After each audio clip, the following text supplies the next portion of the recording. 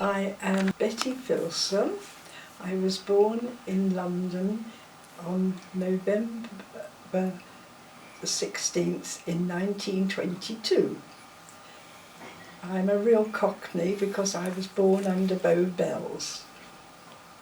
Right, my name is Shirley. I was born in Tottenham, that's North London, and I was born on the 6th of July 1933. My name is Margot Bell. I was christened Margaret, but I'm commonly known as Margot and have been since I was a small child.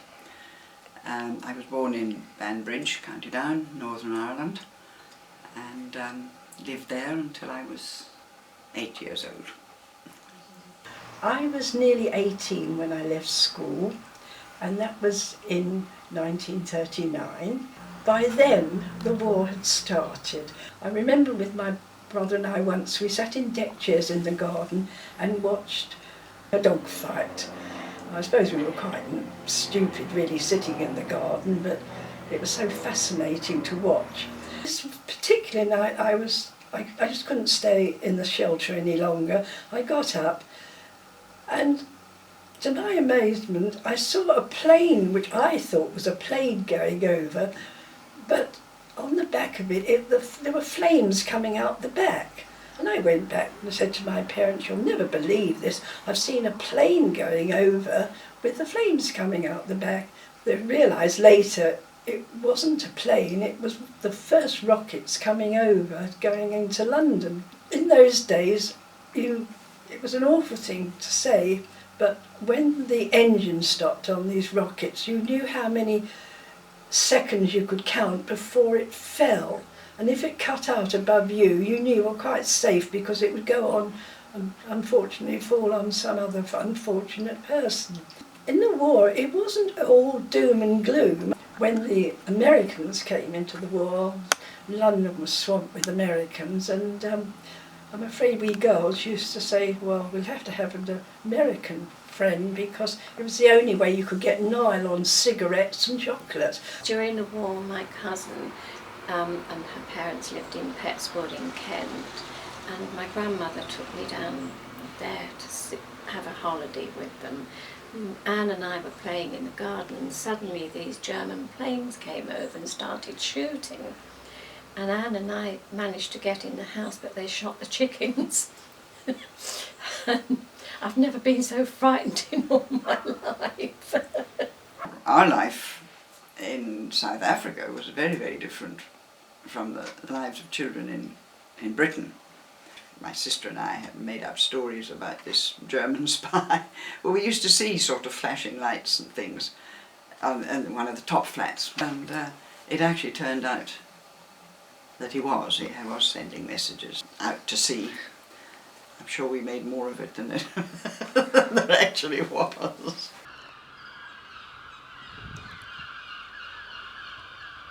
Money is not important to me, it's health. If you have health, you can get money. As long as you've got health, that's the main thing, I think. All our husbands, even your two now, are sort of deteriorating, but for us, we carry on. I mean, if anything happened to me before John, he'd be useless, because his mother used to butter his toast in the morning, clean his shoes, hamper to him. So when I married him, I said, "Look, I'm not your mother and I'm not doing it." Well But I find I'm doing it. But you do it, yeah. Well, it's quicker. I feel like a widow Yes, you already said that. without the benefit. Even before, when I was looking after Ray. Well, yes, you were having to take on the responsibility. Yes, he hadn't much conversation. I can't call myself a widow. When I speak to anyone, I say we, and I think people coming in here sometimes wonder, why does she say we? Because I don't think they realise I'm still married with a husband. I must admit I'm quite frightened about David passing, David dying. I don't think I want to be left on my own. Well, that's what I feel, you see now. I'm more frightened about that than I am about my own death. You know, they can do something. They're encouraging people to come forward to speak to their doctors. You know, even if it is just ordinary old age, loss of memory, because they can diagnose, and if they get an early diagnosis of Alzheimer's or dementia, they can prevent its Spreading. rapid Yes. deterioration. I'm really a working girl. I came down here to get out of the war with my grandparents, so, and I always come back. Yes. I love it. Like Monday, my daughter phoned me up in the morning, "Mum, I'm taking you out. You're going on the beach with the dog. Put sensible shoes on." My father used to love going down the pier, and he'd walk down the pier right to the end and back again, chatting everybody up on the way, talking to all the old dears. He was about twice their age. Well, I suppose I can call myself a Worthing girl, having lived here 25 years now. Yeah. I wouldn't want to go anywhere else.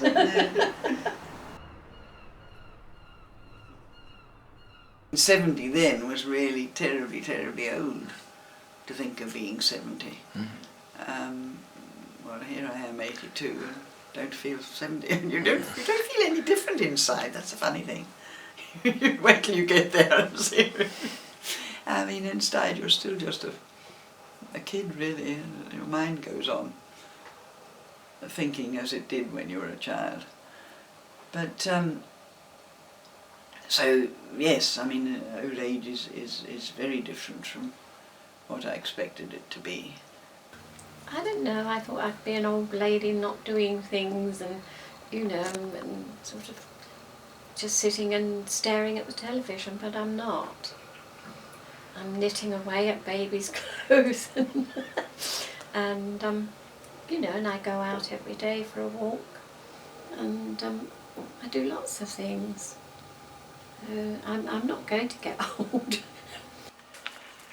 I know I'm nearly 90 and I'm wrinkly on the outside, and got really sort of, my outside appearance has altered. Inside I'm still me.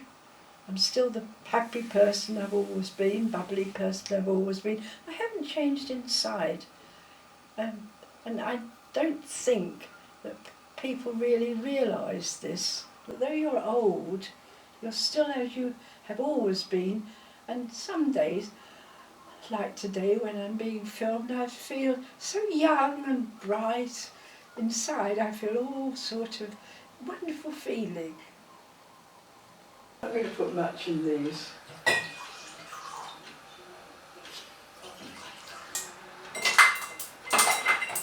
I freeze my lemons. On action. 3, 2, 1, action. Here's to the Worthing girls. Cheers. Cheers. Clink, clink. How was it? You didn't drink your drink, Yeah. so we'll have to go again. Take two. Okay. Take two.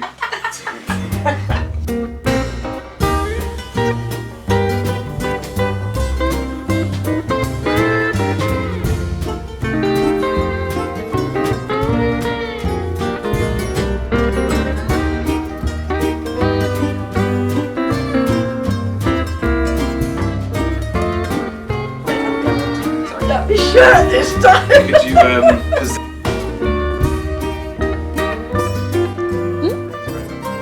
That's all right. I've never had a man at my feet before.